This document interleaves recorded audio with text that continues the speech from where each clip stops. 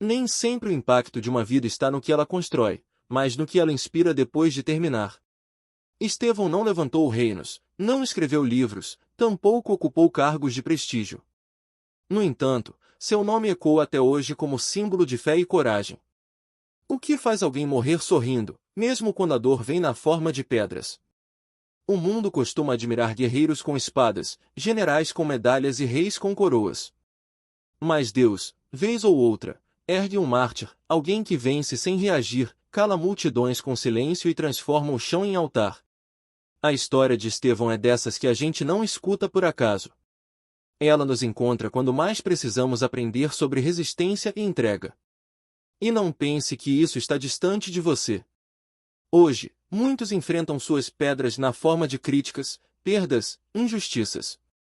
A diferença está em como se permanece firme sem perder a fé. Estevão nos mostra que não é preciso vencer debates para deixar um legado. Basta estar disposto a morrer por uma verdade maior do que si mesmo. Mas quem era esse homem? Como chegou a esse ponto? E o que aconteceu antes das pedras começarem a voar? Voltemos no tempo, para o cenário que moldou um dos nomes mais poderosos do início da Igreja. Jerusalém em ebulição. Imagine uma cidade pulsando como o centro nervoso de um império religioso. Ruas cheias, vozes sobrepostas, cheiro de especiarias e tensão no ar. Jerusalém estava em efervescência. E não era só o comércio que fervilhava, a fé estava no centro de tudo. Tradições se chocavam com um movimento novo que falava sobre um Messias crucificado e ressuscitado. Enquanto uns repetiam rezas decoradas no templo, outros se reuniam em casas, praças, até em catacumbas. Era um tempo de confronto entre o antigo e o eterno, entre a liturgia dos rituais e a ousadia do Evangelho. E isso assustava. Era como se o chão sagrado estivesse sendo remexido, e poucos sabiam como reagir. E quando algo novo aparece, o desconforto é inevitável. Assim como uma startup desafia empresas tradicionais ou uma ideia inovadora provoca o sistema, os seguidores de Cristo começaram a incomodar. Não com armas, mas com palavras, milagres e uma fé viva. Eles não queriam destruir o templo, só mostrar que Deus não estava preso a ele. Foi nesse cenário tenso e barulhento que surgiu uma voz diferente. Não era de um mestre fariseu nem de um sacerdote do alto escalão. Era a voz de alguém que, mesmo de fora do sistema, incendiaria corações. E o nome dele era Estevão. Quem era Estevão?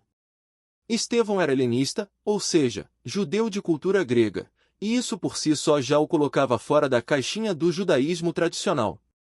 Ele não usava o peso do cargo, nem a pompa da posição para ser ouvido.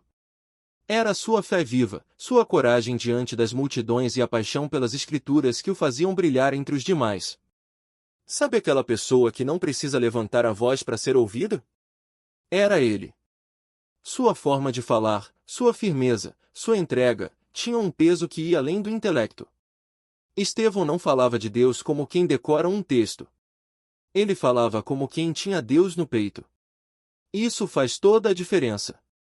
A fé dele não era de palco, era de chão, de vida real. A cidade o observava. Ele não pregava só com palavras, sua vida era coerente com aquilo que dizia. E isso, para muitos, era insuportável. É mais fácil lidar com alguém incoerente, que se contradiz. Mas Estevão não dava esse alívio. Ele incomodava porque vivia o que cria. E isso, meu amigo, ainda é revolucionário. Mas sua história não era apenas sobre pregar. Havia uma necessidade urgente surgindo entre os seguidores do caminho. Algo que colocaria Estevão numa missão ainda mais profunda. O Evangelho ganha força. A fé em Cristo crescia como fogo em palha seca. De um canto a outro da cidade, gente simples abraçava o Evangelho com força. Pescadores se tornavam evangelistas. Viúvas encontravam consolo. Cobradores de impostos largavam tudo para seguir uma nova direção. Até sacerdotes estavam abrindo os olhos. Algo poderoso estava acontecendo. Mas com o crescimento vem responsabilidade. E, claro, desafios.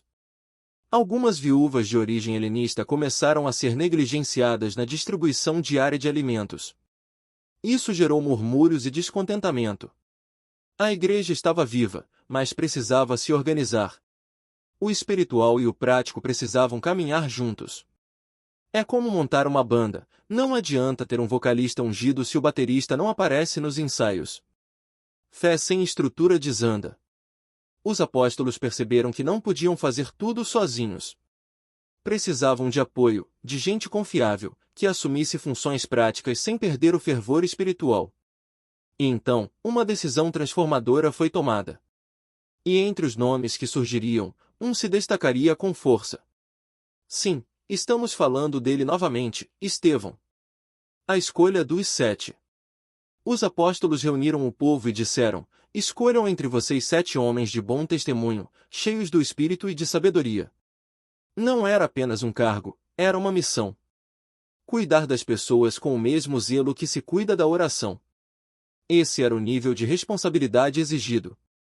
Entre os escolhidos, Estevão brilhou como um farol em noite escura. Ninguém duvidava de sua integridade, de sua coragem, de sua fé. Ele não estava ali por fama ou prestígio. Seu coração ardia por servir, e não só com palavras. Ele estava pronto para o que fosse necessário. E isso serve para a gente também, viu? Nem todo chamado começa no púlpito. Às vezes, Deus começa pelas mesas, pelo cuidado com o outro, pelo serviço escondido. Não espere ser aplaudido para começar a servir. Comece onde você está. Pode ser distribuindo alimento, ouvindo alguém, ou até mandando uma mensagem de ânimo para quem precisa. O que ninguém imaginava era que o serviço de Estevão o levaria para algo muito maior e mais perigoso.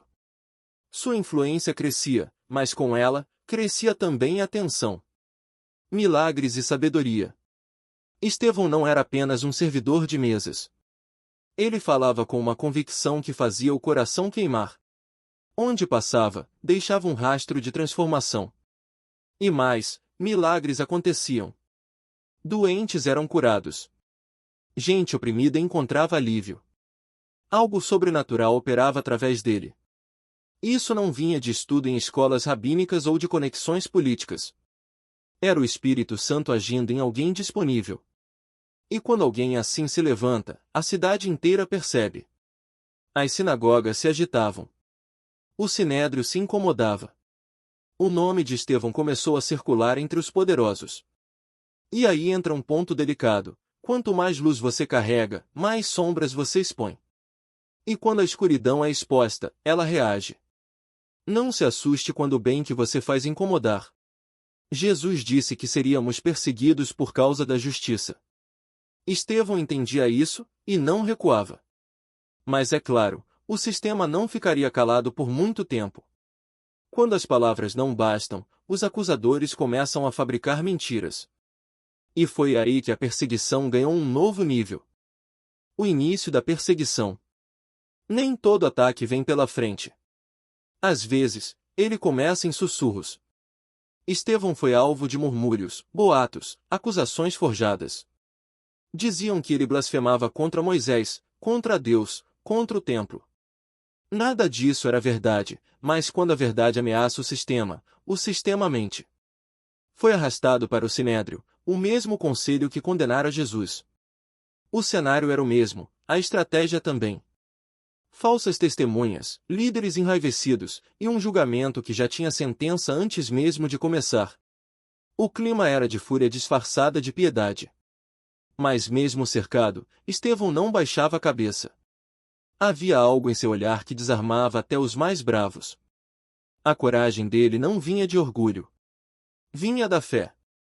E fé, quando é verdadeira, não depende de circunstância favorável. Ela floresce até no vale da sombra da morte. Era o momento em que muitos se calariam. Mas Estevão faria o oposto. Não usaria o púlpito, mas um tribunal. E suas palavras? Ah, essas palavras ecoariam por séculos. Um discurso que cortou corações. Em vez de se defender, Estevão ergueu a voz e contou uma história. A história do povo de Israel. De Abraão ao Egito, de Moisés ao deserto, dos profetas à rejeição. Não era uma aula, era um espelho.